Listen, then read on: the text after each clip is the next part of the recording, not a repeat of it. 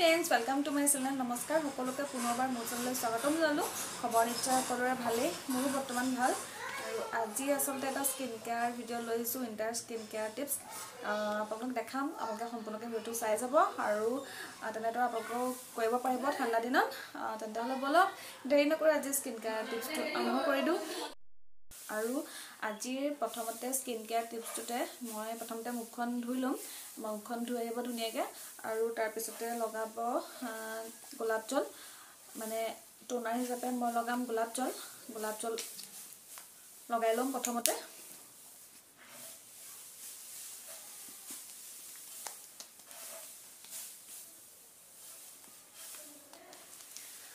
গোলাপ জল লগাই 5 মিনিট ৰাখি দিব আৰু 5 মিনিট হৈ গল 5 মিনিট হোৱাৰ পাছত মই এতিয়া মুখত লগাম মানে স্কাব কৰিম আৰু স্কাব কৰিবৰ কাৰণে মই লম আলু তাৰ পিছতে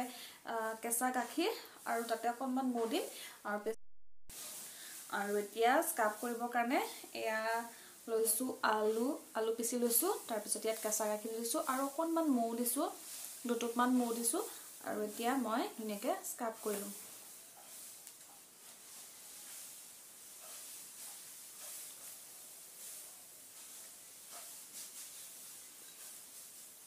আৰু আমাৰ স্কিনখনক স্কাব কৰাটো একদম দৰকাৰি কাৰণ এতিয়া ঠাণ্ডা দিনত স্কাব কৰিলে ওলাই যায় মুখৰ পৰা আৰু স্কিনখন ধুনীয়া হয় আৰু এনেদৰে আপোনালোকে 15 মিনিট মান কৰি দিব তেতিয়া মানে ভাল তেতিয়া একদম পুৰা ধুনীয়া হয় স্কিনখন তাৰ পিছতে ঠাণ্ডা পানীৰে মুখখন ধুই দিব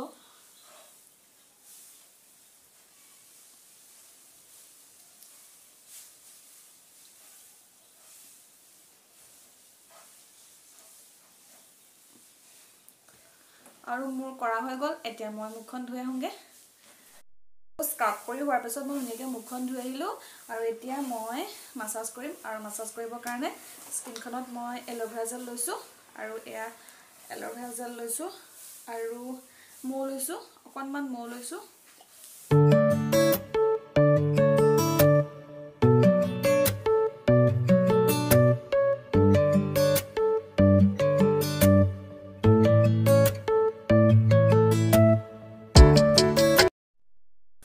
আৰু এতিয়া মই ধুনিয়াকৈ ধুই কৰি মুছি গুছি আহিলো মুখখন আৰু এতিয়া মই ইয়াতে গোলাপ জল মানে টোনাৰটো লগাই থৈ দিম টোনাৰ মানে আপোনালোকে গোলাপ জলে লগাব পাৰিব আৰু গোলাপ জল লগাই এনেদৰে থৈ দিম মুখখনত আৰু তাৰ পিছত মই এনেকৈ ৰাখি দিম আৰু একো নলগাও আৰু এনেদৰে আপোনালোকে লগাব পাৰিব সদায় কৰিব পাৰিব তেতিয়া সদায় কৰিলেতো আৰু ভাল আৰু যিখিনি মুখখন মানে শুকান বা ড্ৰাই হয় সেইবিলাক নাইকিয়া হৈ যায় তেতিয়া ধুনীয়া হৈ থাকে একদম স্কিনটো পুৰা জিলিকি থাকে আৰু সব আপোনালোকে মই লগাইবলৈ নিজে আপোনালোকক দেখাই দিছো স্কিনখন কিমান সফ্ট হয় কোমল আৰু পুৰা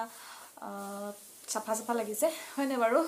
মোৰ কিন্তু লাগিছে আৰু আপোনালোকে এনেদৰে ইউজ কৰিব ঘৰত তেতিয়া বহুত ভাল হৈ থাকিব স্কিনখন আৰু আজিৰ স্কিন কেয়াৰ টিপছটো ইমানে আপোনালোকে চাই যদি ভাল পালে তেন্তে প্লিজ লাইক কমেন্ট কৰি শ্বেয়াৰ কৰি সাবস্ক্ৰাইব কৰিব আৰু কাষতে থকা বেল আইকনটো প্ৰেছ কৰি অল কৰি দিব যাতে মই সকলোবিলাক ভিডিঅ' আপোনালোকে প্ৰথমে পাই থাকে আৰু আজিলৈ বাই বাই